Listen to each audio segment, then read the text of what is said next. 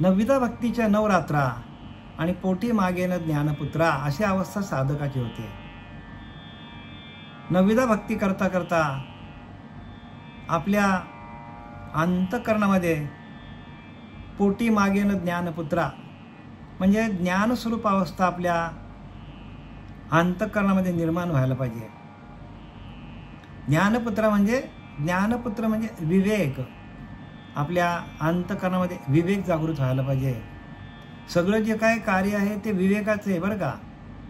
प्रत्येक माणसाला विवेकच त्या आत्मनिवेदन भक्तीपर्यंत नेतो. असं आपण अनेक भक्ती केल्या, अनेक वर्ष अनेक जन्म जरी आपण या भक्तीमध्ये घालवलं, जोपर्यंत सख्य आणि आत्मनिवेदन भक्ती आपल्याला जमत नाही तोपर्यंत आपल्या अंतःकरणामध्ये विवेक प्रगट होणार नाही. म्हणून विवेकी विन भाव तो भावची अभाव म्हणजे विवेक आपल्या पिंडामध्ये चांगलं काय वाईट काय सांगत असतं आपल्याला. आणि नवविधा भक्तीमध्ये आपल्याला दशक चौथा आणि समास नववा. दशक चौथा, दशकाचं नाव काय आहे? नवविधा भक्ती. आणि त्यातली 9व्या क्रमांकाची भक्ती आहे सख्य भक्तीनंतर आत्मनिवेदन भक्ती. जोपर्यंत आपण देवाशी सख्य कैसे करावे, परमप्रीतीने कैसे बांधावे, देवाशी एकरूप कसं व्हायचं आणि देवावर परमप्रीती कशी लावायची हे आपल्याला सख्य भक्तीमध्ये सांगितलेलं आहे. संतांच्या संगतीमध्ये सख्य भक्ती आपोआपच होतो. संत संग करा. संतांची संगत जर आपण धरली, संतांच्या संगतीमध्ये सातत्याने राहिलो तर आपल्याकडे विवेक प्रगट होतो. कारण संत त्या स्वरूपाशी आत्मस्वरूपाशी एकरूप झालेले असतात आणि त्यांचा सातत्याने भजन चालू असतं. भजन म्हणून काय करायला पाहिजे माणसाने की ब्रह्मज्ञानाविना म्हणजे संतांकडे ब्रह्मज्ञान असतो. ब्रह्मज्ञानाविना जे ब्रह्मज्ञानाविना नाना उपदेशांचा शीन सांगितलाय. आपण अनेक प्रकारचे उपदेश ऐकतो. राजकारणातले ऐकतो, समाजकारणातले ऐकतो, संसारातले प्रपंचातले ऐकतो, भजन ऐकतो, कीर्तन ऐकतो, सगळ्या प्रकारचं आपण श्रवण करतो. पण इथं तर सांगितलं ब्रह्मज्ञानाविना नाना उपदेशाचा सीन. म्हणजे ब्रह्मज्ञान आपल्याला जोपर्यंत होत नाही तोपर्यंत लोकांनी केलेले अनेक प्रकारचे उपदेश आपल्याला त्रासदायक होतील. ब्रह्मज्ञानाविना नाना उपदेशांचा सीन. सार सांडून आसार कोण शहाणा सेवी. शहाणे माणसाने असं नाही करायचं. सार घ्यायचं, आसार टाकून द्यायचं. सार काय तर सार एक नाम आहे. सारे भगवंत. इथे सार भगवंत. फलकट संसार येथे सार भगवंत. भगवंत सार आहे. हा देह पण आसार आहे आपला. जे दिसतं आत्माना आत्मविवेक काय सांगतो, एका आत्म्याला सोडून जे काय सृष्टीमध्ये आपल्याला दिसेल भासे ते रूप मायेचे. एका आत्मतत्वाला सोडून जे आपण करू ते काय आहे तर ते माईक आहे. म्हणजे मायेच्या कक्षात आहे ते. आणि आपल्याला मायेच्या कक्षातून बाहेर काढण्यासाठी आत्मनिवेदन भक्ती आहे. सख्य आणि आत्मनिवेदन. देवाशी सख्य करता करता त्या आत्मनिवेदन भक्तीपर्यंत आपण जायला पाहिजे. आणि आत्मनिवेदन भक्ती कशी असते तर त्यासाठी समर्थ रामदास सांगतात, जैसे जेथं ज्ञानाचे होते विज्ञान, ज्ञानाचे होते विज्ञान, जेथं मनचे होते उन्मन. काय होतं? ज्ञानाचं विज्ञान होतं आणि मन उन्मनी अवस्थेला जातो. ते कैसे चंचलपण आत्मयाशी. मग आत्मा चंचल कसा काय असेल? ज्ञानच जर विज्ञान स्वरूपामध्ये गेला. आणि ज्याचं मनच उन्मनी अवस्थेला गेला, जागृती, स्वप्न, सुसुप्ती, तुर्य आणि उन्मनी अवस्था आहे. साधक लोकांच्या लक्षात येत असेल मी काय बोलतो ते. जे साधक असतील, जे साधना करत असतील, जे ध्यान करत असतील त्यांच्या लक्षात येईल काय बोलतो मी ते. काय सांगतात तिथे समर्थ रामदास? बघा दासबोधामध्ये सगळे क्रिया दाखवलेल्या आहेत. ध्यान कसं करायचं ते दाखवलेलं आहे. उन्मनी अवस्थेला कसं जायचं सगळं आहे दासबोधामध्ये. पण हे सांगणारे कोणी भेटत नाही ना आपल्याला, कारण आपण ध्यान करत नाही. ध्यानाशिवाय ज्ञान होणार नाही. ज्ञान जरी झालं तरी ते बाह्य अंगाचं ज्ञान असेल, आत्मस्वरूपाचं, आत्मज्ञानाचं, महावाक्याचा बोध नसेल तर बाकीचं ज्ञान फलकट आहे. फलकट संसार म्हणजे जन्माला येणं आणि मरण, जन्माला येणं आणि मरण हे फलकट आहे. म्हणजे आपल्याला परत परत परत परत हा जन्ममृत्यूचा फेरा, आपल्याला फेऱ्यामध्ये आपल्याला काय करावं लागतं, तर आपल्याला लटकावं लागतं जन्ममरणाच्या फेऱ्यामध्ये. आणि इथून बाहेर निघण्यासाठी हा नरदेह मिळालेला आहे. नरदेह कशाला मिळालेला आहे? या जन्ममरणाच्या फेऱ्यातून बाजूला होऊन जे मूळ आपलं आत्मस्वरूप आहे त्या आत्मस्वरूपाशी एकरूप होऊन आपल्याला देह ठेवता यायला पाहिजे. आणि तसा देह ठेवणं, आत्म्याशी एकरूप होणं, आत्मानंदामध्ये जाणं, त्याला काय म्हणतात? आत्मनिवेदन. म्हणजे आत्मानंदामध्ये जाऊन आपला देह ठेवणे, अनन्य भावने शरण जाणे भगवंताला. जेथं ज्ञानाची होते विज्ञान, जेथं ज्ञानाची होते विज्ञान, जेथं मनची होते उन्मन, तिथे कैसे चंचलपण आत्म्याशी. आत्मा चंचल आहे, मग तो निश्चल करण्याची आपल्याला जी प्रक्रिया सांगितलेली आहे त्यासाठी आपल्याला अभ्यास दिले. स्थूल, सूक्ष्म, कारण, महाकारण, ज्ञान, कैवल्य, ही 5 अभ्यास आपल्याला दिलेले आहेत. या 5 अभ्यासामधून आपल्याला आत्मनिवेदन भक्तीपर्यंत जाता येतो आणि तसं आपल्याला व्हावं लागेल. आता आपण दशक 4 9वीदा भक्ती आणि समास 9वा आत्मनिवेदन भक्ती, त्यातील ओवी क्रमांक 15 आपण सुरुवात करूया 15 पासून. आत्मा एक स्वानंद घन. बघा, आत्मनिवेदन भक्ती आपल्याला जमली असं वाटत असेल, आत्मनिवेदन भक्तीपर्यंत आपण पोचलो असं वाटत असेल, तर आत्म्याचं स्वरूप कसं आहे? इथं लिहिलं आत्म्याचं स्वरूप. आत्मा एक स्वानंद घन. आत्मा कसा आहे? आनंद घन आहे. स्वानंद घन, स्वतःचा आनंद हाच आत्मा आहे. स्वानंद घन, आत्मा एक स्वानंद घन. आणि अहम आत्मा हे वचन. आत्मा कसा आहे? स्वानंद घन आहे आणि आपणच अहम आत्मा हे वचन. तरी मग आपण कैसा भिन्न उरलो तेथे? आत्मा स्वानंद घन आहे आणि ते स्वानंद घन स्वरूप आपलंच आहे, आपणच ते आहोत. सोहमात्मा स्वानंद घन, अजन्मा तो तूच जाण. समर्थ रामदास सांगतात, सोहमात्मा जो श्वास जातो येतो जातो येतो, तो ह्याच जन्मात आहे का? मागच्या जन्मात पण होता. आपण गेल्यानंतर पण तो कुठेतरी असणार श्वास, आणि तोच आपला आनंद घन आहे. सोहमात्मा स्वानंद घन. आपण म्हणतो की नाही की एखादा माणूस मेला की माणूस मेला, पण आत्मा मरत नाही ना. आत्मा कधीच मरत नाही. आत्मा येती नाही, जाती नाही. आत्मा असतची असे सर्व काळ तो आधी अनादिकाळचा आत्मा आहे आणि त्याचे अंश आपण आहोत. आणि म्हणून त्याला काय सांगितलंय? समजण्यासाठी, बरं का, तुम्हाला आम्हाला समजण्यासाठी समर्थांनी सोप्या भाषेत सांगितलंय की सोहम आत्मा स्वानंद घन, अजन्मा तो तूच जाण. म्हणजे आपला जो श्वास जातो येतो जातो येतो, त्याच्यामध्ये आपण तो मी तो मी तो मी, जो आपला श्वास आहे तोच आपण आहोत. सोहमात्मा स्वानंद, अजन्मा तो तूच जाण. जन्माने जन्माचा तो आपला श्वास आहे, तो तूच आहे. आपला श्वास गेला की आपण डिक्लेअर करतो की नाही डॉक्टर, श्वास गेला संपला.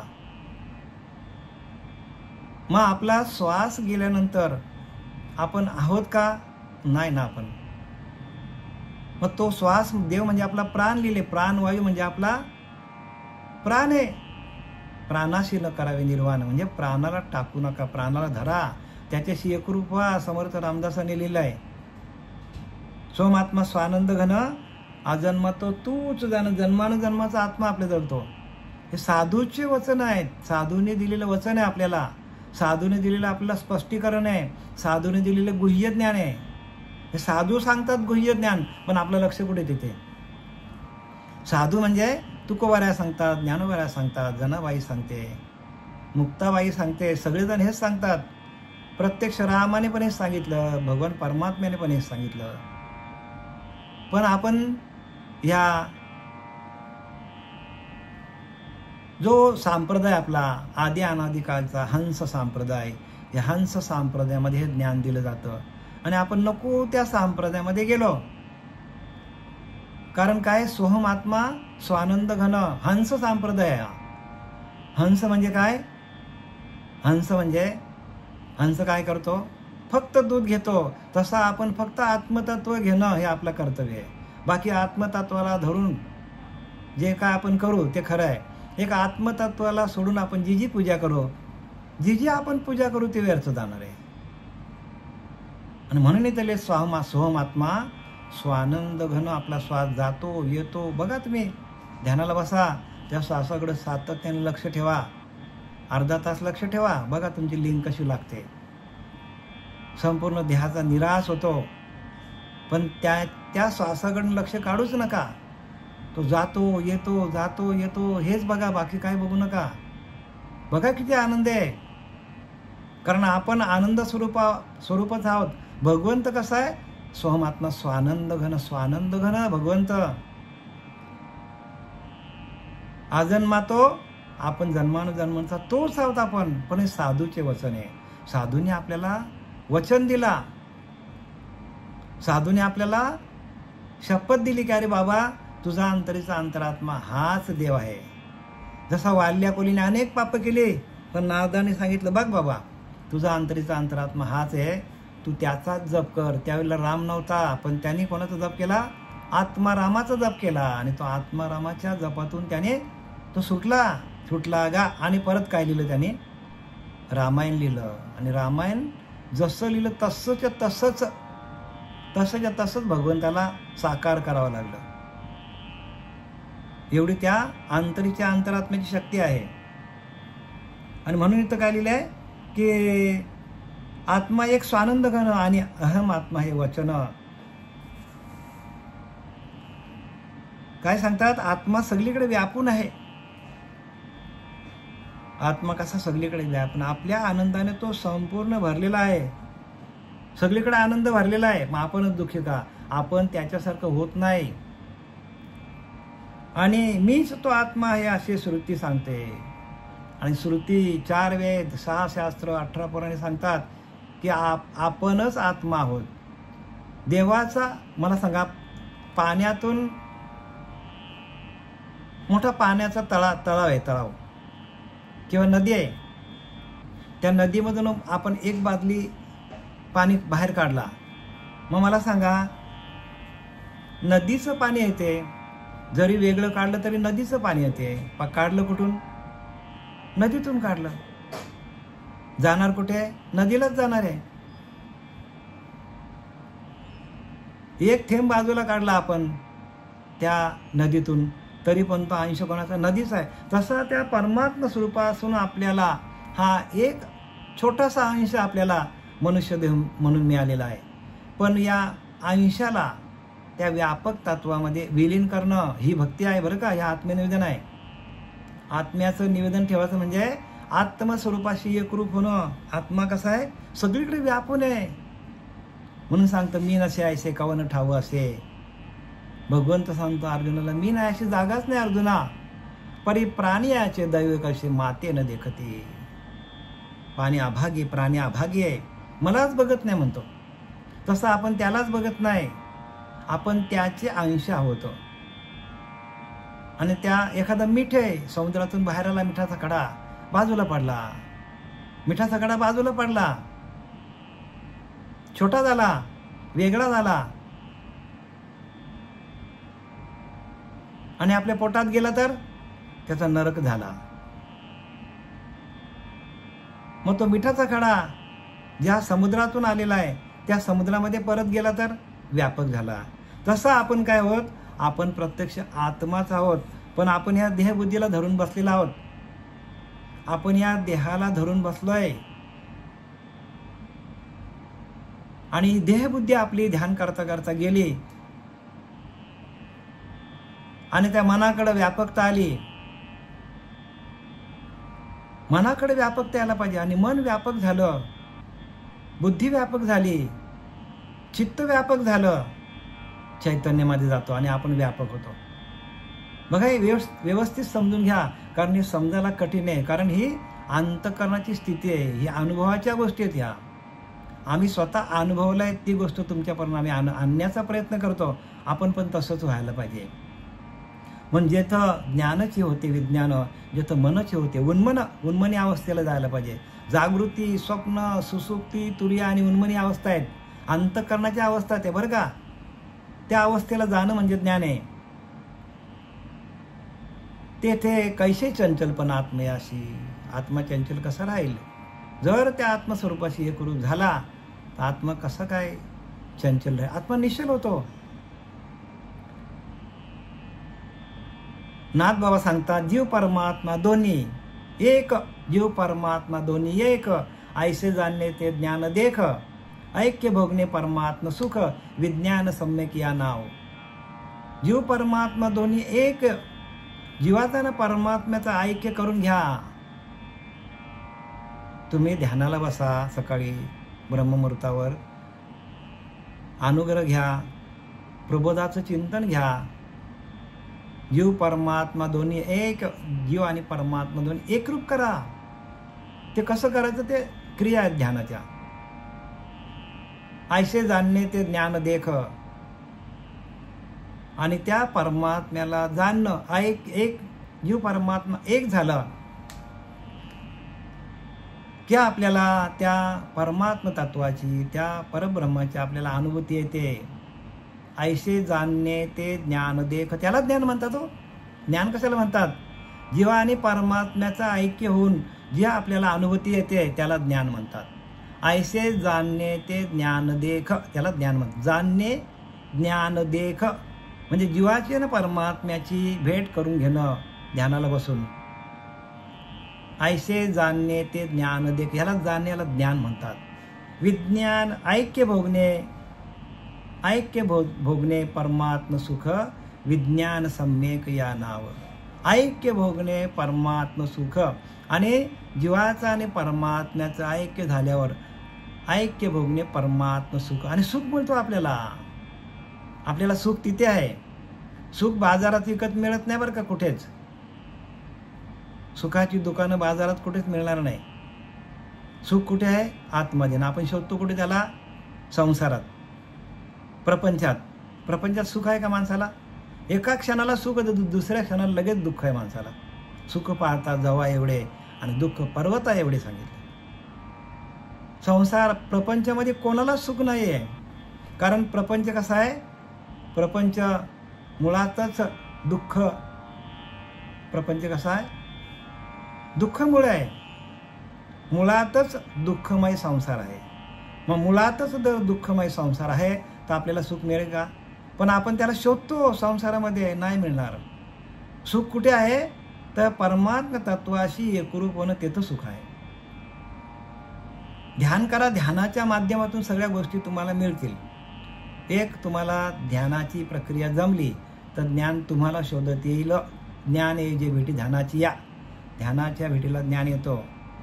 आणि म्हणून काय सांगतात? जीव परमात्मा दोन्ही एक, ऐसे जाणणे ते ज्ञान देख, त्याला ज्ञान म्हणतात. जीव आणि परमात्म्याची भेट करून घेणं त्याला ज्ञान म्हणतात. ऐक्य भोगणे परमात्म सुख, आणि ज्या वेळेला जीवाची ना परमात्म्याची भेट होतो त्यावेळेला आपल्याला काय होतं? परमात्म सुख, परमात्मा सुखदायक वाटतो. संसारापेक्षा, प्रपंचापेक्षा परमात्मा सुखदायक वाटतो. कारण जीवाची ना शिवाची भेट होतो तिथे. जीव परमात्मा बैसोनी एक, जीव परमात्मा दोन्ही एक, ऐसे जाणणे ते ज्ञान देख, त्याला ज्ञान म्हणतात. जीव परमात्मा दोन्ही बैसुनी एका आसनी, जयांच्या हृदयभूनी विराजिती. ज्ञानोबाला सांगतात, जीव परमात्मा दोन्ही बैसुनी एका आसनी, एका आसनावर जीवाला ना शिवाला बसवायचं. जीव परमात्मा बैसुनी दोन्ही, जीव परमात्मा दोन्ही बैसुनी एका आसनी, जयांच्या हृदयभूनी विराजती, विराजमान होतात जीव आणि परमात्मा दोन्ही. मग त्यावेळेला आपल्या देहाचा निराश होतो, विसर पडतो. आणि तिथे जी सुखाची घडी आहे, जो सुख आहे, तो सुख तुम्हाला दुनियामध्ये कुठेच भेटणार नाही. आणि त्या सुखासाठी देव वेडावला. त्या सुखा कारणे देव वेडावला, त्या सुखा कारणे देव वेडावला. वैकुंठ सोडून संत सदनी राहिला, देव संत सदनी राहिला. म्हणजे काय करतात देव? तर त्या सुखा कारणे देव वेडा होतो. म्हणजे देव येऊन आपल्या अंतःकरणामध्ये विराजमान होतो आणि वैकुंठ सोडून संतांच्या हृदयामध्ये येऊन बसतो. आणि ते सुख, मग सांगतो तुम्हाला मी, ते सुख, आणि ते सुख कुठे मिळत नाही बाजारामध्ये. ते सुख आपल्या आतमध्ये आहे, पण ते आपल्याला माहीत नाही. वैकुंठ सोडून संत सदनी राहिला, संतांच्या हृदयामध्ये येऊन भगवंत वास्तव्याला येतो. भगवंत वाट बघतो की माझं ध्यान कोण करतो, माझी उपासना कोण करतो, माझा हृदयामध्ये चिंतन कोण करतो. भगवंत वाट बघतो. कलियुगामध्ये कलियुगी उद्धार हरीच्या नामातून होते. नाम कोणी जपत नाही जगामध्ये, नाम कोणी घेत नाही. आणि भगवंत हृदयामध्ये वाट बघतो भगवंत की साधक किंवा भक्त किंवा श्रद्धाळू माणूस माझं हृदयामध्ये भजन कधी करतो. आणि हृदयातल्या भजनासाठी देव वेडा होतो. आपल्याला जी दिलेली उपासना म्हणजे आपल्याला जो मंत्र दिले, नाम दिलेला आहे, त्या नामाच्या माध्यमातून हृदयामध्ये भजन होतो. आणि भगवंत प्रत्यक्ष साधकाच्या हृदयामध्ये वास्तव्याला येतो आणि आपली सगळी कामं तोच करतो, आपल्याला करायची गरज लागत. भगवंत भावाचा भुकेला हो, भावार्थ देखोनी भुलला, संकटी पा रक्षी भाविकाला.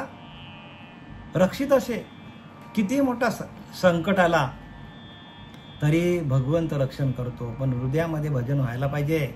आणि त्या हृदयातल्या भजनाची प्रक्रिया तुम्हाला समजून घ्यायची असेल तर आपल्याला श्रीगुरूंना शरण जावं लागेल. असं होत नाही बरं का. आणि असाच सद्गुरू बघा की जो आपल्याला आतल्या वाटा, गुरुदाविल्या वाटा, आतमध्ये वाटा आहेत आपल्या सगळ्या. भक्तिमार्ग आतमध्ये ना आपण शोधतो बाहेर, देव आतमध्ये शोधतो बाहेर, सुख आतमध्ये ना आपण शोधतो बाहेर.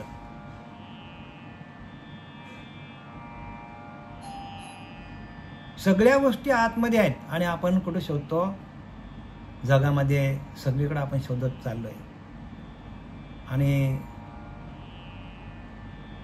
समर्थ रामदासांनी सगळे तीर्थ फिरला, समर्थ रामदास स्वामी, आणि त्यांच्या मुखातून एक वाक्य निघालं, गंगा तीरी नाना देव, ते देव नव्हे दगड सांगितलंय. मग असं का म्हणावं बरं?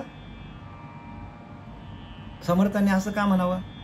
कारण त्यांना माहीत पडला की सगळं आपल्या आतमध्ये आहे आणि लोक कुठे जातात शोधायला? बाहेर जातात शोधायला. कारण लोकांना बाह्य इंद्रिय त्यांची बाहेर जगामध्ये पळतात, इंद्रिय आतमध्ये थांबतच नाही. आणि आतमध्ये इंद्रिय थांबवण्यासाठी सद्गुरू करावं बरं का. सद्गुरू माहितीसाठी करावं नाही, पूजा अर्चा करावा यासाठी सद्गुरू करू नये.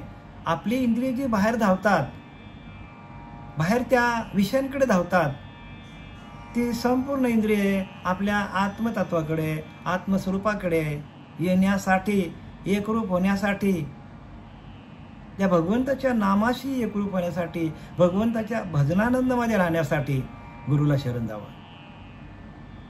नाही तर गुरु करतात काय लोक व्यसनाधीन असतात माणसं, व्यसन सुटण्यासाठी गुरु करतात. काय फायदा मला सांगा? नोकरी मिळावं म्हणून गुरु करतात, धंदा उत्तम प्रकारे चालावा म्हणून गुरु करतात. मग गुरु का आपल्या संसारातल्या अडचणी दूर करायला बसले की काय? नाही, गुरु आपल्या कर्माप्रमाणे आपल्याला जे आहे ते होणारच आहे. पण आपलं कार्य काय आहे? देवाचं भजन करणं. सगळा देवावर टाका,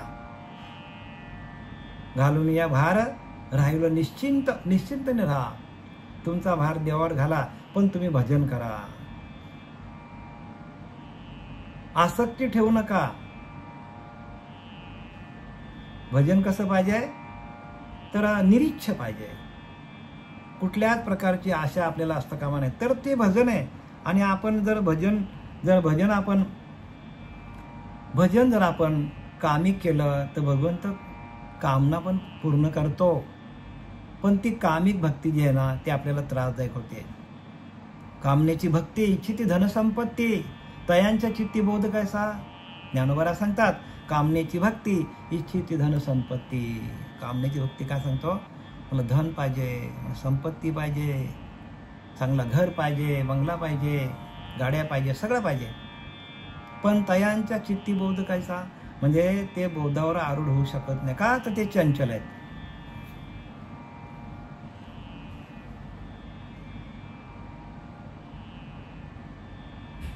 तरी मग आपण कैसा भिन्न उरला. आणि असं ध्यान करता करता आपल्याकडे असलेला अहंकार गळून पडतो. सांगतात सोहमांसा हे उत्तर, याचे पाहावे अर्थांतर. आता सोहमांसा म्हणजे श्वास आपला जातो येतो जातो येतो, हे उत्तर म्हणजे कोहम या प्रश्नाचे उत्तर सोहम आहे.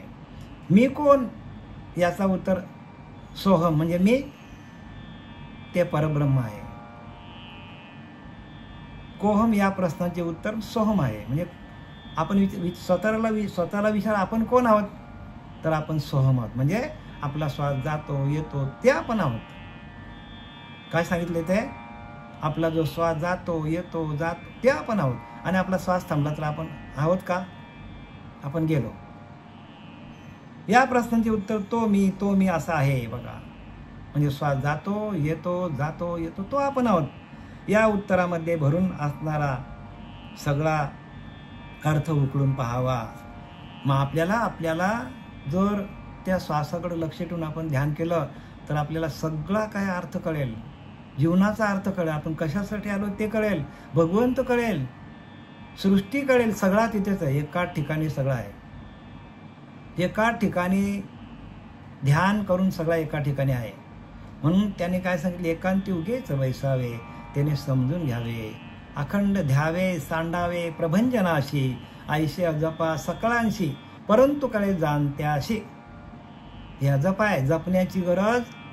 लोक बघा जोरजोरात मंत्र जपतात, जपण्याची गरज. अजपा म्हणजे अजपा, जपण्याची गरज नाही.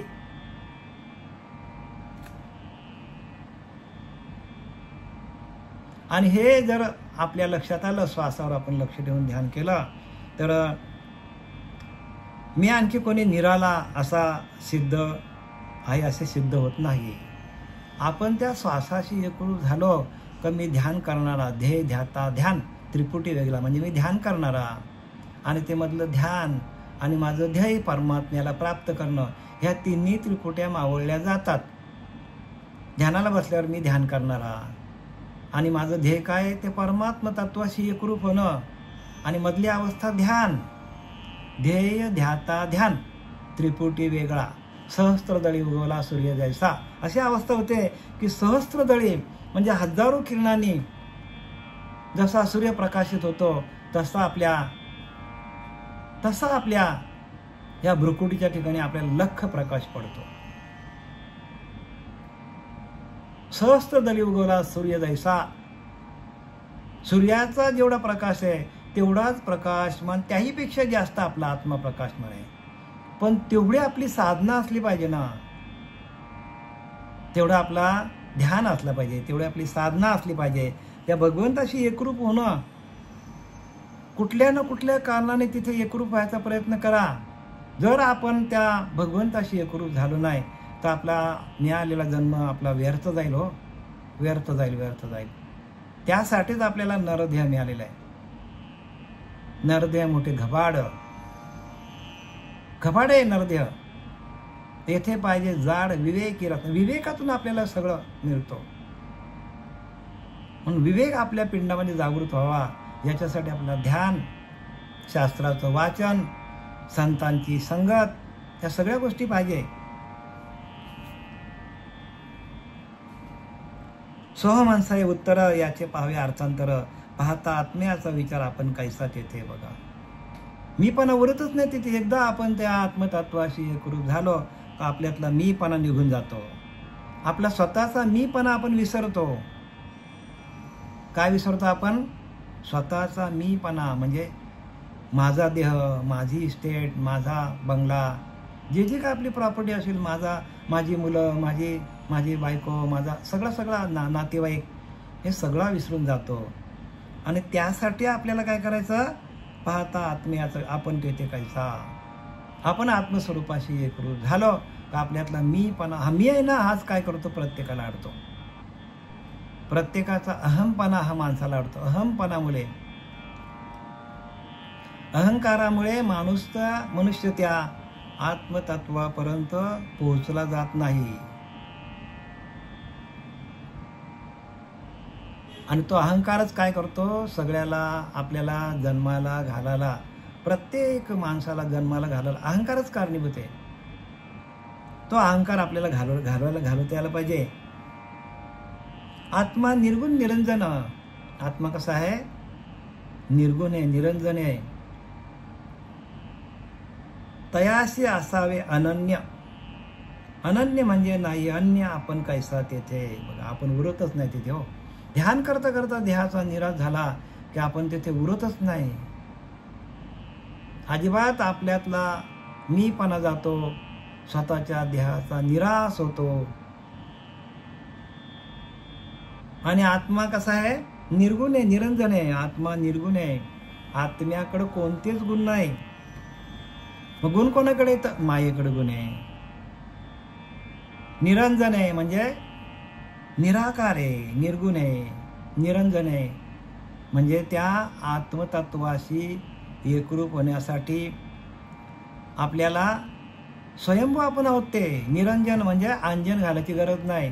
प्रत्यक्ष आपल्या आतमध्ये तेवढं आपल्याला सामर्थ्य दिलेलं भगवंतानी, तो सामर्थ्य घेऊनच आपल्याकडं आत्मा आलेला आहे.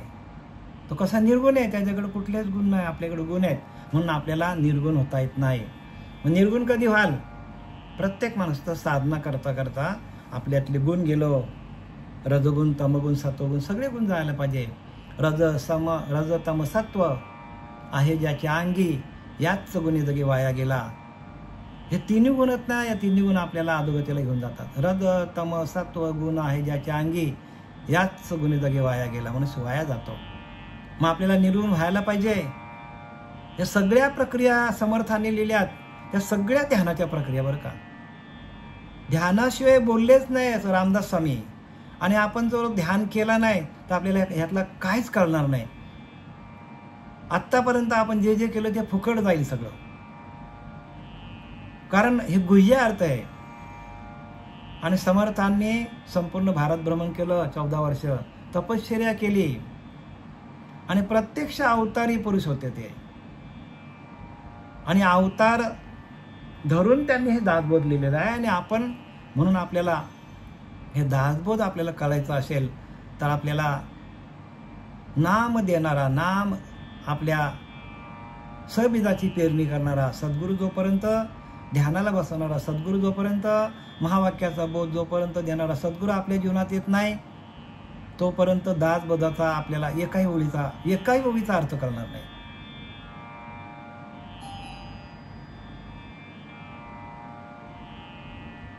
देवाचा शोध कसा घ्यायचा ते पण सांगितले समर्थांनी. सगळं आहे. अजपा कसा? अजपा म्हणजे काय तेही सांगितलं आहे. निर्गुण म्हणजे काय, निराकार म्हणजे काय, निसंग म्हणजे काय, निरावयव म्हणजे काय, हे सगळ्या गोष्टीचा समर्थांनी सगळ्याच्या सगळा दासबोध पूर्णपणे यथासांग लिहिलेला आहे. आणि तो प्रत्येक जड जीवाचा उद्धार करण्यासाठी आहे. आत्मा म्हणजे निर्गुण, निरंजन, तयाशी असावे अनन्य. अनन्य म्हणजे नाही अन्य, आपण कैसा तेथे. म्हणजे देहाचा अहंकार खोटा आहे.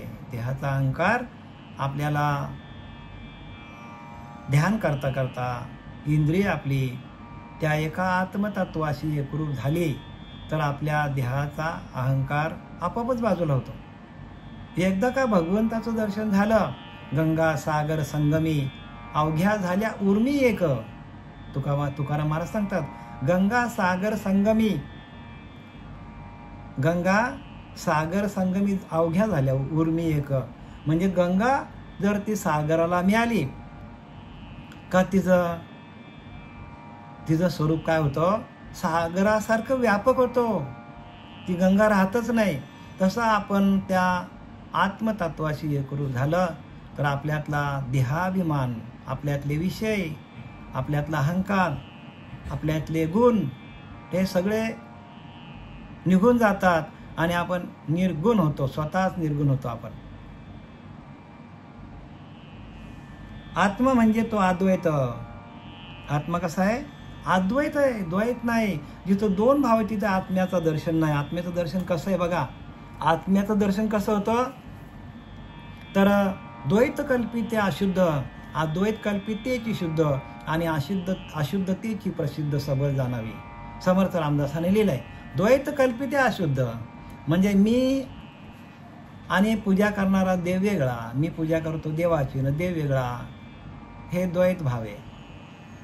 हे द्वैत कल्पिते अशुद्ध, ते अशुद्ध ज्ञान सांगतात. द्वैत कल्पिते अशुद्ध, मी देवाची पूजा करतो आणि मी वेगळा, हे अशुद्ध ज्ञान सांगतात. समर्थाने सांगितलंय बरं का. रामदास स्वामींनी लिहिलंय द्वैत कल्पिते अशुद्ध, अद्वैत कल्पितेची शुद्ध म्हणजे मी आणि परमात्मा वेगळा नाहीच आहे, मीच परब्रह्म स्वरूप आहे, हे शुद्ध ज्ञान आहे. लक्षात घ्या. शुद्ध ज्ञान कशाला म्हणतात? अहम ब्रह्मास्मी, आपणच परब्रह्म आहोत. वासुदेव तत्वता, ते तत्व मी आहे. एकोहम, ते एक मी आहे. शिवोहम, ते शिव तत्व मीच आहे. सगळीकडे मीच आहे. म्हणजे कोण आहे? आत्मस्वरूप, हाच आपला देव आहे. स्वतःचा आत्मस्वरूप हाच आपला परमात्मा आहे आणि त्या आत्मस्वरूपाची कोणालाच ओळख नाही. बघा शास्त्रामध्ये काय लिहिलं ते वाचा आणि त्याचा अर्थ व्यवस्थित घ्या. उगाच आपल्या मते चिखल उगा कालवू नको रे, पण हरिभजनाविनं काळ घालवू नको रे बाबा. हरीचं भजन कर, स्वतःच्या मनाने चिखल नको कालू आणि चांगला श्रीगुरु बघ की जो आपल्याला ध्यानाला बसेल, जो आपल्याला चिंतन करायला सांगेल, भगवंताच्या आत्मस्वरूपाशी एकरूप करून देईल. स्वरूप साक्षात्कार व्हायला पाहिजे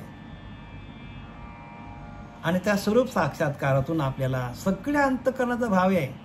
सगळ्या आतमध्येच ज्ञान आहे, बाहेर कुठं जायची गरज नाही. तोडावया स्वप्न बंधन अनेक न लगे कारण, तयाशी जागृतीनं बोलूच नाही हो. सगळे झोपल्यात लोक. तोडावया स्वप्न बंधन, हे जग एक स्वप्न आहे, त्या स्वप्नामध्ये सगळे झोपल्यात. आता यांना कोण उठेल सांगा मला तुम्ही. तोडावया स्वप्न बंधन अनेक लगे साधन, तयाशी जागृतीनं बोलूच नाही. एखादा माणूस स्वप्नामध्ये झोपलाय आणि जोरजोरात बोंबलतो, त्याला भूत लागलाय, भूत भूत भूत करतो, घाबरलाय तो. मग काय करावं लागेल आपल्याला? त्याला जाग करावं लागेल. तसं जागे करणारे सद्गुरू आपल्याकडे, सच्चिदानंद सद्गुरू श्रीपाद बाबा, रामदास बाबा, नारायण बाबा, नाना बाबा, पांडुरंग देवेकर बाबा आपल्याकडे आलेले आहेत. ते नाम देतात, साधन देतात, ध्यानाला बसवतात आणि सांगतात बघ हे जे काय दिसतं ते खोटं आहे. हा शरीर पण तुझा दिसतो, हा पण जाणार आहे. यद दृष्टम तन नष्टम. मग तू काय कर तर तुझा आत्मस्वरूप हाच खरा आहे. त्या आत्मस्वरूप आत्मतत्वाशी एकरूप हो. आत्मतत्वाशी एकरूप होऊन त्याचं भजन कर. तृप्ती झाली जैसी, साधने तैशा, साधने सरत्या पैसे. तृप्ती तैसे कर्मे नाही. जवरी अर्जुना तो बोध भेटे ना मना, तवच या साधना भजावे लागे. अरे अर्जुना, तो बोध भेटला पाहिजे. बोध देणारा गुरु मिळाला पाहिजे. बोध म्हणजे महावाक्याचा बोध, अहम ब्रह्मास्मी, आपणच परब्रह्म आहोत, हा बोध आहे. आणि तो एकदा का तुमच्या चित्तामध्ये गेला की ते परब्रह्म मीच आहे, आपणच परब्रह्म आहोत, असा जर तुमचा भाव तयार झाला का देव लांब नाही हो, देव जवळच, तुमच्याच जवळ आहे. देवाला शोधाचे सगळे बंधनं तुटतात. बंधनापासून उकळलेल्या गाठी आणि देता आली मिठी सावकाश तुकोवाऱ्या सांगतात. आपल्याला भगवंताशी मिठी मारता येतो भगवंताला, पण बंधन आपली तुटत नाही ना. बंधन तशीच आहेत ना आपल्याकडे. आपण गळ्यात दगड आपण गळ्यात दगड बांधलाय आणि आपण पोहायला चाललंय. 10 किलोचा 15 किलोचा येईल का पोहता? म्हणजे आपल्या गळ्यामध्ये त्या विषयांची दगड आहेत. काम करो, लो, मद, मस्तर, दंभ, संशय, चिंता, रजोगुण, तमोगुण, सत्वगुण, अहंकार, या सगळ्यांची सगळी दगड आपल्या आतमध्ये आहेत. खाणं पिणं, आळस आपल्या आतमध्ये आहे, सगळ्यात मोठा शत्रू आहे. आणि आपण पोहायला चाललोय, ही सगळी गळ्यात दगड आपल्या. जोपर्यंत ही गळ्यातली दगड आपली बाजूला होत नाही, सगळे विषयांनी आपल्याला काय केलंय, घेरलंय आपल्याला. आणि ते बाजूला काढण्यासाठी एकमेव मंत्र आहे, तो म्हणजे नाम जप यज्ञ तो परम, बाधू न सके स्नानादी कर्म, नामे पावन धर्माधर्म, नाम परब्रह्म वेदार्थे. वेदांच्या मताने नामच परब्रह्म आहे. नाम ही माझी विभूती सांगतात. जसं पिंपल माझी विभूती, जसं सूर्य माझी विभूती, चंद्र माझी विभूती आहे, हिमालय पर्वत माझी विभूती आहे. भगवंत सांगतो विभूती 10व्या अध्यायामध्ये विभूती दर्शन, त्याच्यामध्ये सांगतात तसं नाम ही माझी विभूती आहे. आणि त्या विभूतीला तुम्ही धरलं तर तुम्ही सुटता. आणि ते नामच आपल्या हातात नसेल तर आपल्याला काहीच जमणार. म्हणून नाम घेता राहू नका. पुढे जामीन आहे तुका. आत्मा म्हणजे तो अद्वैत. बघा काय लिहिलंय, आत्मा अद्वैत, द्वैत नाही. आपण जी पूजा करतो ते द्वैत पूजा करतो, देव वेगळा मी वेगळा. इथं सांगितलं आत्मा म्हणजे अद्वैत, म्हणजे आपण आत्म्याशी एकरूप होणं ही अद्वैत भक्ती आहे. मग ती कशी आपल्याला अद्वैत कसा होता येईल? देव आणि परब्रह्म, देव आणि आपण एक कसा होऊ शकतो? जीव शिव परमात्मा दोन्ही बैसून एका आसनावर बसावं लागेल. एका आसनावर बसून आपल्याला ध्यान करावं लागेल. म्हणून आसन 6व्या अध्यायामध्ये ज्ञानोबारांनी सांगितलं, बाबा आसन घे, आसनावर बस आणि ध्यान कर. ध्यानाशिवाय काही होणार नाही बरं का. ज्ञान येजी भेटी ध्यानाची या, ध्यानाच्या भेटीला ज्ञान येतो. तुकोबारांच्या भेटीला ज्ञानाला ध्यान करायचे, ज्ञानोबाला ध्यान करायचे. समर्थ रामदासांनी ध्यान केलं. प्रत्येक संतांनी हेच केलेलं आहे. आणि ते आपण करत नसल तर केलेले सर्व कर्म निरार्थकम. जे करणार ते सगळं फुकट जाईल. आत्मज्ञान होणार नाही. आत्मज्ञानाविना पार्था सर्व कर्म निरार्थकम. जे काय करणार ते फुकट जातील. आत्मा म्हणजे तो अद्वैत. जेथे नाही द्वैत अद्वैत, तेथे मीपणाचा हेत उरेल कैसा. काय लिहिले ते? आत्मा म्हणजे अद्वैत.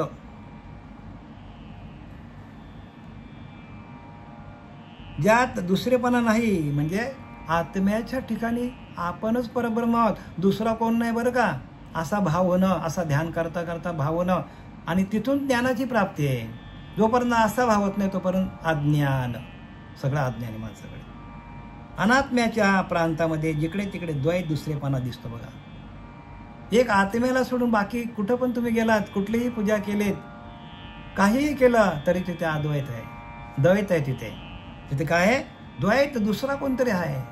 आपण कसला तरी आसरा घेतो, कुठल्या तरी मूर्तीचा, कुठल्या तरी कसला तरी आपण मध्ये आसरा घेतो. मग आपला आसरा घेण्याची गरज का लागत नाही आपल्याला? तर आपण आत्मदेवाशी, आत्मतत्वाशी, आत्मबोधावर आपण आरूढ झालो तर दुसरेपणा नाही आहे. अनेकपणा पसरलेला आहे. मी आणि तू याचे वेगळेपणा असल्यापासून अनात्म्याचे पाऊल हलतच नाही. काय लिहिलंय? मी आणि तू याचे वेगळेपणा असल्यापासून अनात्म्याचे पाऊल हलतच नाही. आत्म्याच्या प्रांतात मी तूच असल्याने तेथे वेगळेपणा वावच नाही. आत्म्याच्या प्रांतामध्ये आपण गेलो, आत्म्याच्या भजनामध्ये आपण गेलो का आपण आत्मतत्वाशी एकरूप झालो की आपणच आत्मा आहोत. देव पाहावायशी गेलो आणि देवच होणे ठेलो, तुकोबारा सांगतात. म्हणजे तुकोबाराम महाराज प्रत्यक्ष देव झाले ध्यान करता करता. तसं आपल्याला पण देव होण्याची संधी आपल्याला या नरदेहाला येऊन, या नरदेहाला येऊन आपल्याला देव होण्याची संधी देवाने दिलेला आपल्याला. राम म्हणता रामची होई जे. राम म्हणता म्हणता आपण रामच होतो. यज्ञ पावला पावले. बघा प्रत्येक पावलागणित आपल्याला त्या नामाचा नामजप यज्ञ, तो यज्ञ आहे. नामाचा यज्ञ आपल्या आतमध्ये आहे. अखंड यज्ञ चालतो आपला. पण त्या यज्ञाची ओळख आपल्याला अजिबात नाही हो. आपण हे यज्ञ पेटवतो कुठलं, जे द्वैतात दिसतं ते समिधा, तूप वगैरे. पण आपल्या अंतःकरणामध्ये जो नामाचा यज्ञ अखंड चालू आहे, जो जातो येतो आपला श्वास, त्याच्याकडे कोणाचंच लक्ष नाही. आणि इथे भक्ती आपली काय होते? भक्ती आपल्या भक्तीचा जो उच्च लेवल आहे ते खाली येते आणि शेवटीला माणूस अधोगतीला जातो. कारण ही भक्ती जमली नाही तर बाकी काय खरं नाही. हे बरं रामदास स्वामींनी लिहिलं, आम्ही नाही सांगत आहे. आपण द्वैताच्या साम्राज्यात आहोत म्हणून आत्म्याला अद्वैत म्हणायचे. काय सांगितलंय? आपण द्वैताच्या साम्राज्यात, म्हणजे आपण वेगळा आणि देव वेगळा, आपण देवांची पूजा करतो म्हणून याला आत्म्याला अद्वैत म्हणायचे. आत्मा अद्वैत आहे म्हणून आपणच परब्रह्म आहोत म्हणजे अद्वैत. कारण तो द्वैताचा स्पर्श होऊ शकत नाही, कारण तिथे गेल्यानंतर द्वैत भाव राहतच नाही. जीव परमात्मा दोन्ही बैसुनी एका आसनी एका आसनावर बसा. खरे पाहिले तर अभ्यासाला द्वैत आणि अद्वैत या दोन्हीचाही स्पर्श नाही. अभ्यास करायला गेलो द्वैत पण नाही आणि अद्वैत पण नाही, असे जर आहे तर आणखी वेगळ्या मीपणाचे कारण असू शकत नाही. म्हणून देहांकार असत्य आहे. मग देहाचा अहंकार आपल्याला तिथपर्यंत जाऊन देत नाही. तिथं मीपणाचा हे तर उरेल कैसा. आपला मीपणा येतो तिथल्या तिथे काय होतो, जागच्या जागेत मरून जातो आपला. कारण सगळीकडं परमात्मा भरलेला हा भाव तयार होतो. माझ्या देहासगट परमात्मा, म्हणून रामदास म्हणलेले की सगुणाचे आधारे निर्गुण पाहिजे निर्धारे. सगुणाचा ध्यान करता करता आपण निर्गुण तत्वापर्यंत जायला पाहिजे. सगुणाचा आधार घ्यायचा आणि निर्गुण तत्वापर्यंत जायचा. सगुणाचा म्हणजे काय, सगुण आपला देह आहे. त्या देह आपल्याला कशाला दिलाय, देवे दिला देह हे भजन गोमटा. भजनासाठी आपल्याला देह दिलेला आहे आणि तर भजन करता करता आपल्या आत्मतत्वामध्ये आपल्याला विलीन होता यायला पाहिजे. आत्मतत्वाशी एकरूप व्हायला पाहिजे. सोहमात्मा स्वानंद घन आजन्मा तो तूच जाणं. जन्मानं जन्माचा आपला आत्मा आहे हा आणि आपणच आहोत ते बरं का. आत्मतत्व हेच आपलं काय आहे, हेच आपलं खरं स्वरूप आहे. सोमात्मा स्वानंद घन आजन्मा तो तूच जाणं. जन्मानं जन्मामध्ये तो एकच आपल्याकडे अंतरात्मा आहे. आणि हे विश्वची माझे घर ऐशी मती जायांची स्थिर, किंबहुना चर अनुचर आपणच झाला. ह्याही वरी पार्था माझ्या भजने असतात. त्यांच्या मुकुटा, त्यांच्या माथा मी मुकुट करी. ज्ञानोबा सांगतात की हे विश्वची माझे घर. बघा अशी अवस्था होते ध्यान करता करता. ज्ञानोबा सांगतात हे विश्वची माझे घर, संपूर्ण विश्वामध्ये मीच व्यापक झालेला आहे. ऐशी मती जायांची स्थिर. असं ध्यान करता करता त्याचं मन त्या आत्मस्वरूपाशी एकरूप होतो. हे विश्वची माझे घर ऐशी मती जायांची स्थिर, किंबहुना चर अनुचर आपणच झालो. प्रत्येक चराचरामध्ये मीच भरलेला असं माणसाला वाटतं. ध्यान करणाऱ्या माणसाला त्या स्वरूपाशी एकरूप झाला, स्वरूपाची ओळख झाली, स्वरूपाचं ध्यान केलं की त्या साधकाला असं वाटतं की सगळीकडे मीच भरलेला आहे. जिकडे जात तिकडे भगवंतच असं वाटतं त्याचं. ह्याही वरी पार्था माझ्या भजने असता, त्याच्या माथा मी मुकुट करी. भगवंत सांगतो ह्यापेक्षा असं ध्यान करता करता हे वरी पार्था माझ्या भजने असता, माझ्या भजनावरती ज्यांची आस्था आहे, जे अखंड माझं भजन करतात, त्यांचे मी माथा मुकुट करी. त्यांच्या माथ्यावर मुकुट म्हणून मी प्रत्यक्ष मुकुट म्हणून राहतो. बघा मग आपल्याला प्रत्यक्ष भगवंत ध्यान करता करता जर भगवंत आपल्या माथ्यावर प्रत्यक्ष मुकुट म्हणून राहिला तर आपल्याला कसली भीती आहे का सांगा तुम्ही. आपल्या जन्ममानाचा फेरा आपल्याला चुकवता येतो आणि आपल्याला आत्मतत्वाशी आत्मदेवाशी आपल्याला एकरूप होता येतो. आणि म्हणून इथं काय लिहिलंय, जेथं ज्ञानाचे होते विज्ञान, जेथं मनाचे होते उन्मान, तेथे कैसे चंचलपणा आत्म्याशी. आत्म्याची चंचलपणा थांबतो. ज्याचं ज्ञानाचे होते विज्ञान, ज्ञान स्वरूप अवस्थेमध्ये आपणच विज्ञान सम्यक होतो आणि तेथे कैसे चंचलपणा आत्म्याशी. आत्मा स्थिर होतो, चंचलपणा निघून जातो. झालेली सेवा आपले सच्चिदानंद श्रीपाद बाबा, रामदास बाबा, नारायण बाबा, नाना बाबा, पांडुरंग देवेकर बाबा यांच्या चरणी समर्पित करीत आहे. पुंडलिकावरती हरी विठ्ठल श्री ज्ञानदेव तुकाराम पंढरीनाथ भगवान की जय. माऊली ज्ञानेश्वर महाराज, जगद्गुरु जगदवंदे तुकाराम महाराज, शांती ब्रह्म एकनाथ महाराज, अवधूत चिंतन श्री गुरुदेव दत्त.